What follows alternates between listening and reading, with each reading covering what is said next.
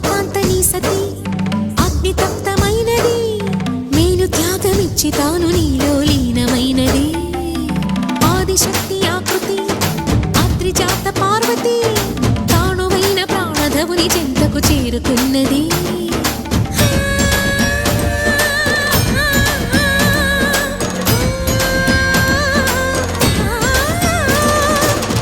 భువికి తరలించేలా ధరణి దివిని తలపించేలా